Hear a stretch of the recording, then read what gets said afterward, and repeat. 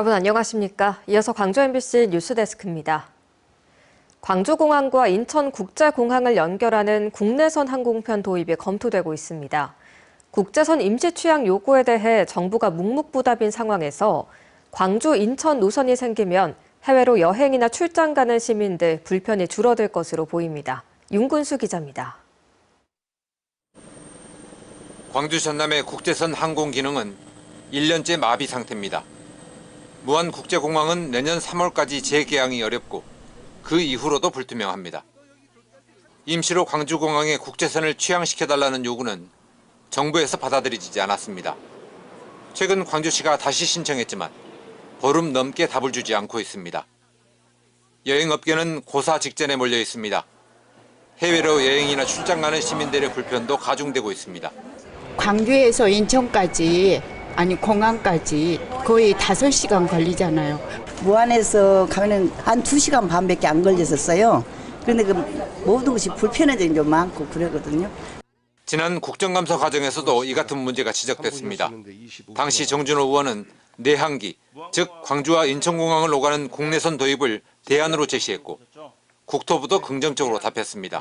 환승 전용 내항기가 도입을 해서 그 무안공항 재개항할 때까지 한번 도입하시기 바랍니다. 광주 공항 같은 경우에 제주 노선 운항 횟수가 지금 줄어 있어가지고 슬롯도 충분합니다. 적극 검토해 주시기 바랍니다. 김해공항에서도 이미 하루에 10편이 인천공항을 오가고 있습니다. 관건은 항공사의 취항 여부입니다. 수익성이 담보되지 않은 노선에 뛰어들기 쉽지 않은 게 현실이지만 항공사 한 곳이 참여 의사를 보인 것으로 알려졌습니다. 해외 여행객이 늘어나는 겨울철을 앞두고 노선이 신설된다면 꽉 막힌 하늘길에 다소나마 숨통이 트일 것으로 보입니다. MBC 뉴스 윤문수입니다. 경기 불황이 계속되면서 규모가 작은 지역 기업들은 더 큰 어려움에 시달리고 있습니다. 지역 소멸로 주요 상권이 침체되고 관련 사업들이 줄지어 악영향을 받고 있는 건데요. 사업 경쟁력이나 자금력도 상대적으로 부족해서 갈수록 더 버티기 힘들어지는 현실입니다. 김초롱 기자가 보도합니다. 광주 덕흥동에 있는 5개 광고업체입니다. 약 200제곱미터 규모의 1층 작업장에는 간판 제작을 위한 기계들이 가득 차 있습니다. 이전 같으면 모든 장비가 바삐 돌아가고 있을 테지만 지금은 한산합니다. 사장과 직원 4명이 일하는 작은 기업인데 올해 들어 주문 물량은 하루 한 건꼴입니다.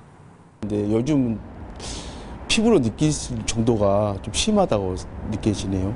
매출이 한 절반 정도는 이미 떨어진 상태고요. 그다음에 직원들도 많이 줄고 가장 무엇보다도 일감이 많이 줄었죠. 광주 주요 상권마다 공실이 늘어나는 등 지역 경제가 얼어붙자 연쇄적인 악영향을 받고 있습니다. 가게를 오픈을 해야 그게 수반되는 그 자영업자들이 일이 있을 텐데 저부터서 이제 간판 달 데가 없는 거죠. 광주 연제동에 있는 경영 컨설팅 업체입니다. 중소기업을 대상으로 정책 지원 등 경영 상담을 하는 곳인데 최근 들어 소상공인의 경영난을 더욱 실감하고 있습니다. 웬만하면 보통 1% 내에서 보통 연체율이 있는데 소상공인 10%입니다. 그만큼 많이 어렵다는 겁니다. 그래서 매출이 많이 좀 감소되고 있고 또 체감 경기도 많이 어려운 걸 알 수가 있죠. 최근 지역 소기업 등을 조사한 결과를 보면 지난해보다 경영 상황이 악화됐다고 답한 기업은 약 60%입니다. 또 현재 자금 사정을 묻는 질문에 절반가량이 나쁘다고 답하는 등 지역 소기업의 경영난은 갈수록 우려되는 상황입니다.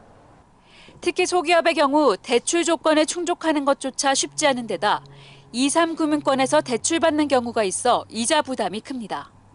또 정부 정책에 있어도 이를 알기 어렵고 신청 절차마저 복잡하다는 응답이 높아 정부의 섬세한 제도 개선이 요구됩니다. MBC 뉴스 김초롱입니다. 벼 수확이 끝나고 남은 볏짚은 축산농가의 사료로 판매됩니다. 그런데 올해는 이상기후 영향으로 볏짚 구하기가 그야말로 하늘의 별 따기라고 합니다. 왜 이런 일이 벌어졌는지 서일영 기자가 취재했습니다.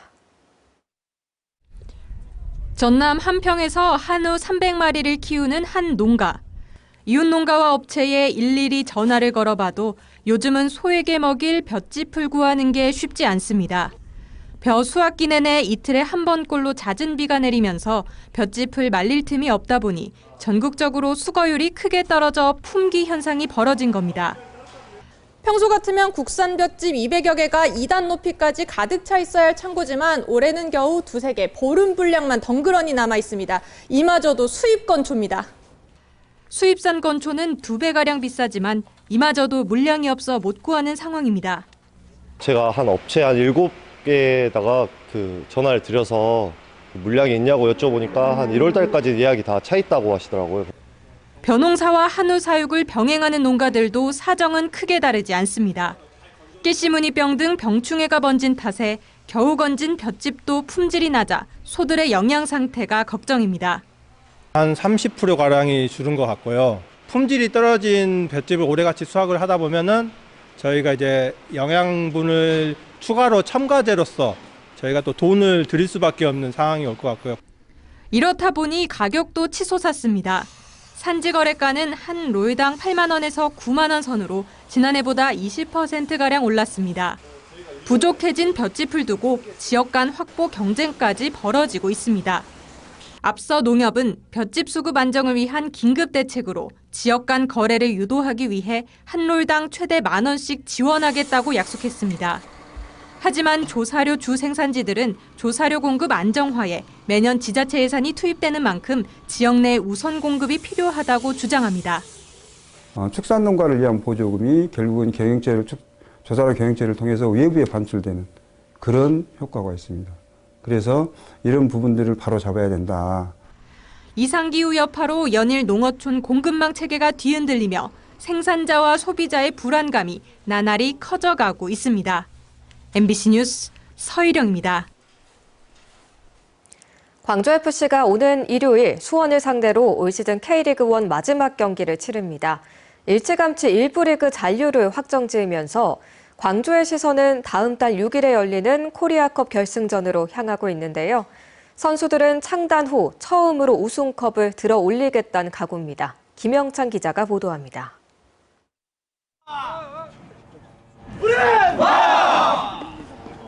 일찌감치 K리그1 잔류를 확정지은 광주FC. 개인 훈련부터 전술 훈련까지 선수들의 얼굴엔 안도감보다는 긴장감이 감돕니다. 광주는 모레 K리그1 정규 시즌 마지막 경기를 하고 다음 달 6일에는 서울 월드컵 경기장에서 코리아컵 결승전을 치릅니다. 결승전 상대는 K리그1 우승을 차지한 전북현대. 정규 시즌 동안 전북을 2번 만나 단 한 번도 이기지 못했지만 이번 결승전만큼은 반드시 이기겠다는 각오입니다. 그래도 모두가 원하는 그런 마지막 무대가 될 수 있게끔 저희가 또 피날레를 또 멋지게 장식할 수 있게끔 잘 준비하겠습니다. 코리아컵 우승을 하게 되면 아시아 챔피언스 리그 엘리트 진출권도 확보할 수 있습니다. 그만큼 선수들의 동기부여도 확실합니다. 지난 울산전에서 골을 넣어 최고의 몸 상태를 보이고 있는 공격수 프리드 연수는 결승전 대활약을 예고했습니다. Game, I'm in a good shape at the moment, and I managed to get 2 goals in the last few games, so it's really good for me, and I hope I can help the team in this game and score some goals and we can win. 단 한 번의 경기에서 우승팀이 결정되는 만큼 광주는 탄탄한 수비 압박, 짜임새 있는 공격으로 경기 내내 주도권을 잡겠다는 계획입니다. 당연히 수비가 먼저지만 공격적인 부분을 또 많이 준비하고 있습니다. 창단 첫 우승이라는 대업적을 쌓기 위해선 어느 때보다 팬들의 응원이 절실해지고 있습니다. 팬분들께서도 이 구단 최초로 우승할 수 있는 이 상황에 오셔서 한번 우승이라는 타이틀을 같이 만들어 주셨으면 좋겠습니다. 한편 광주FC는 오는 일요일 수원FC를 상대로 K리그1 정규 시즌 마지막 경기를 치릅니다. MBC 뉴스 김영창입니다. 최근 순천의 한 마을에서 응급 상황에 빠진 남성을 AI 안부 전화 덕에 구한 일이 있었습니다. 갈수록 홀로 사는 가구가 늘어나는 가운데 이들을 관리하고 또 돌볼 수 있는 AI 기술 필요성이 커지고 있습니다. 유민호 기자입니다. TV가 켜진 원룸안. 수납장 뒤로 흰색 플러그가 꽂혀 있습니다. 순천시가 설치한 스마트 돌봄 플러그입니다. 전류 변화를 감지해 장기간 가전제품을 사용하지 않으면 이를 위험 상황으로 판단하고 담당 복지공무원에게 알림이 가는 기기입니다. 이처럼 AI 기술로 돌봄 취약 가구의 안부를 살피는 방식이 확대되고 있습니다. 최근 순천의 한 마을에서는 AI 안부 전화 덕에 응급 상황에 처한 남성을 구한 일이 생겼습니다. 주 1회 AI가 안부를 묻는 전화를 거는데 연결이 되지 않자 행정복지센터에서 현장을 찾은 겁니다. 이제 AI 전화를 통보를 받고 연락이 안 돼서 여기 와 보니까 어르신이 혼자 방 안에 누워 계셨어요. 이제 다음날 청소를 하려고 왔는데 좀 괴사가 된 것 같아가지고 저희가 바로 119를 불렀고. 갈수록 증가하는 1인 가구. 여기에 고령화까지 겹치면서 지자체 손길이 닿지 못하는 복지 사각지대가 커지고 있습니다. AI 기술을 활용한 돌봄 서비스를 지속해서 확대해야 한다는 목소리입니다. 어느 정도 공모 사업이나 어떠한 정책이나 이런 부분에 대해서 대비를 해서 그런 흐름에 발맞춰 나갈 수 있는 인재 양성과 그리고 교육이 필요하다고 봅니다. 또 시민이 AI를 이해할 수 있도록 관련 교육을 실시하고 교통복지행정 등 지자체 부서마다 추진하는 AI 정책을 총괄하는 조직도 필요합니다. MBC 뉴스 유민호입니다. 아시아 문화중심도시 조성사업 종료를 3년 앞두고 해당 사업의 지원 근거인 특별법 종료 시점을 연장해야 한다는 요구가 잇따랐습니다. 민형배 국회의원 등 지역 국회의원 8명은 오늘 서울 국회에서 열린 아시아 문화중심도시 조성 특별법 연장을 논의하는 토론회에서 이같이 밝혔습니다. 민 의원은 정권이 바뀔 때마다 조성 사업이 흔들리는 걸 더 이상 방치할 수 없다며 2028년 사업 유효기간 종료를 앞둔 지금 아특법 개정을 통해 최대 10년간 더 연장하고 중앙정부의 지원 대책이 있어야 한다고 밝혔습니다. 국립광주과학관에서 기후위기로 인한 지구 생태계 심각성을 알리는 위기의 지구 SOS 특별전이 열립니다. 과학관은 5대 대멸종의 흔적과 도도새 등 인간에 의해 멸종된 동물들을 전시해 청소년들이 지구의 환경 변화를 깊이 이해할 수 있도록 특별전을 구성했다고 밝혔습니다. 특별 전시회는 오늘부터 내년 3월까지 열립니다. 내일 광주 금남로 일대에서 성소수자 차별 금지를 촉구하는 퀴어 축제와 반대 집회가 동시에 열리면서 경찰이 충돌 예방을 위해 총력을 다하겠다고 밝혔습니다. 광주경찰청은 두 행사가 서로 가까운 곳에서 진행되고 거리 행진도 예고된 만큼 물리적 충돌 우려가 커 가용 경찰력을 총동원해 일부 구간 통제 등에 나선다고 설명했습니다. 광주 퀴어 문화축제 조직위와 광주 전남 차별금지법 제정반대 시민연합은 내일 금남로 일대에서 각각 퍼레이드를 열 예정입니다. 광주지법 형사 6단독 김지연 부장판사는 태양광 인허가 절차를 도와주겠다고 속여 돈을 가로챈 자문업체 대표 A씨에게 징역 6개월에 추징금 900만 원을 선고했다고 밝혔습니다. A씨는 자치단체장과의 친분을 과시하며 태양광 예비사업자 2명으로부터 지난 2023년부터 지난해까지 사례비 명목으로 1,700만 원을 받아 가로챈 혐의로 기소됐습니다. 그러나 A씨는 청탁을 성사시킬 능력이나 의지가 없었던 것으로 조사됐습니다.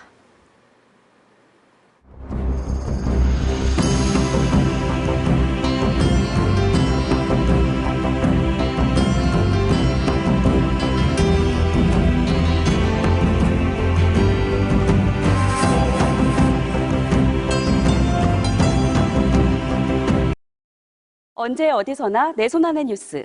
광주 MBC 뉴스 유튜브 구독으로 함께하세요.